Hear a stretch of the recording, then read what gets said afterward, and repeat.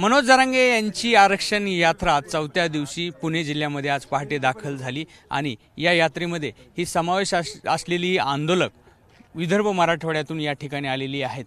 खरं तर प्रदेश नवा आहे, मात्र मनोज जरांगे यांनी दिलेल्या हाकेला प्रतिसाद देत हे महिला पुरुष आंदोलक या ठिकाणी आलेले आहेत। विदर्भातील आणि मराठवाड्यातील वेगवेगळ्या भागातून आलेले या महिला आंदोलक आहेत, पुरुष आंदोलक आहेत।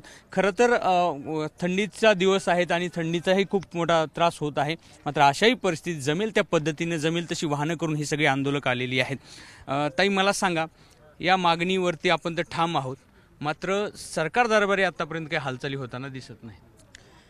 खरं तर माहिती आहे का, आम्ही आमच्या हक्काची लढाई लढत आहोत आणि इथपर्यंत आम्ही मनोजदादा जरांगे यांच्या नेतृत्वात असंख्य संख्येने म्हणजे कोटीच्या संख्येने महिला आणि पुरुष लहान मुलं सगळेच यामध्ये सामील झालेले आहोत। तरी या दळबद्री सरकारला का बरं जाग येत नाही? खरं तर हा आमचा महिलांचा प्रश्न आहे, हा आमच्या लेकरांच्या भविष्याचा प्रश्न आहे, पण हा सरकार कुठेही अजूनही विचार करायला तयार नाही। यांना खरं तर हे सोप्यात घेत आहेत, पण जेव्हा कधी आम्ही आता मुंबई काबीज करणार आहोत, खरंच त्यांना मराठे काय आहे हे कळणार आहे आणि मराठे हे काय आहेत हे खरं तर त्यांना माहितीच आहे। आणि निश्चितच सरकारला जरी आता स्वतःची हुकुमशाही वाटत असेल तरी पण जेव्हा आम्ही मुंबई आमची काबीज होणार आहे परवाला, तेव्हा निश्चितच त्यांना कळणार आहे की मुंबई त्यांची आहे का आमची सामान्य मराठ्यांची समाजाची आहे। आणि खरंच हे जे म्हणतायत की तुम्ही मुंबईत यायचं नाही म्हणजे काय तुमची मुजोरी आहे का? मुंबई ही आमची सर्वसामान्याची आहे आणि मुंबईत आम्ही येणार म्हणजे येणार, आणि मुंबईत येऊन आम्ही असं नाही येणार तर आम्ही आमचा गुलाल घेऊनच येणार। बरं ताई मला सांगा, तुम्ही कुठून आलात? आम्ही बीडवरून आलो। बरं, आणि राहण्याची काय सोय, कसं आलात? राहण्याची आम्ही गाडी आणलेली स्पेशल, सगळं आमचं साहित्य ते सोबतच आहे, आमचं 1 महिन्याचं आम्ही आणलेलं आहे। आम्हाला किती दिवस लागलं तरी आम्ही आरक्षण घेतल्याशिवाय माघार जाणार नाही। सगळं राशन पाणी सगळं आणले आम्ही, स्वखर्चाने सहकुटुंब आलो। तुम्ही कुठून आलात? उमरखेडून आलो, यवतमाळ जिल्हा। तुमची राहण्याची सोय? आमची राहण्याची सोय आम्ही सोबतच सगळे आणली, सगळं घेऊन आलो। आम्हाला काही नाही कमी पडलं तरी आमचा मराठा बांधव मागे हटणार नाही। यापूर्वी मुंबईत गेलात तुम्ही कधी?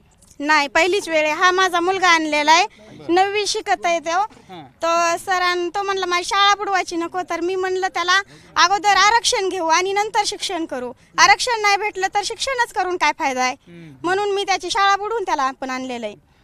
अशा प्रकारे महिला आंदोलक देखील जमेल तशा पद्धतीने या ठिकाणी दाखल झालेत। काहींनी तर मुंबई आतापर्यंत बघितलेली नाही।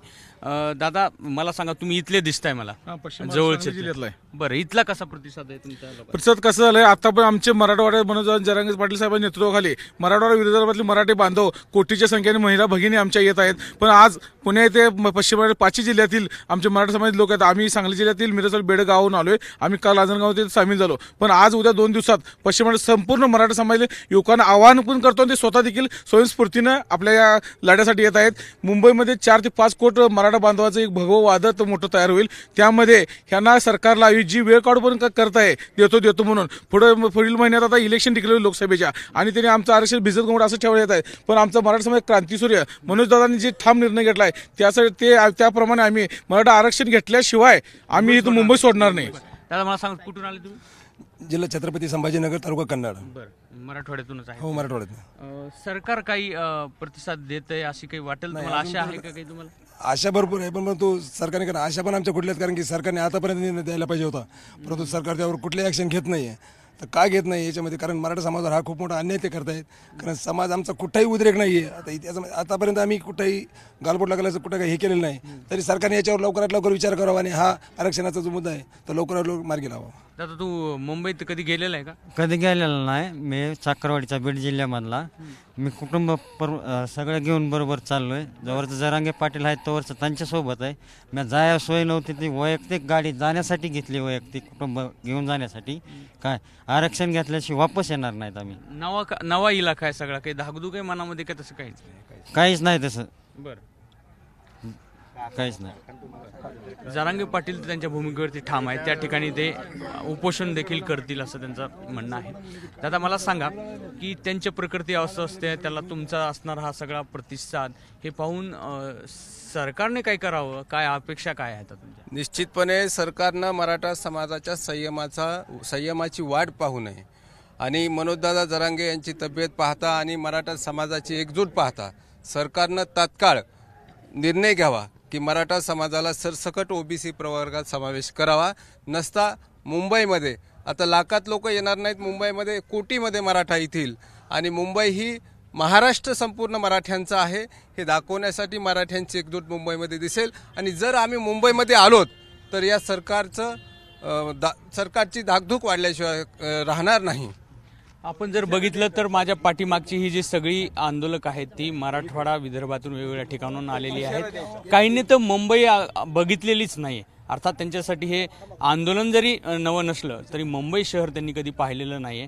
अशा वेळी त्या ठिकाणचं आंदोलन कुठल्याही परिस्थितीमध्ये आम्ही सरकारला भाग पाडू अशाच प्रकारचा ते इशारा या ठिकाणी देत आहेत. कॅमेरामॅन धनंजय दारुंटेसह रवी मुंडे, एबीपी माझा, रांजणगाव.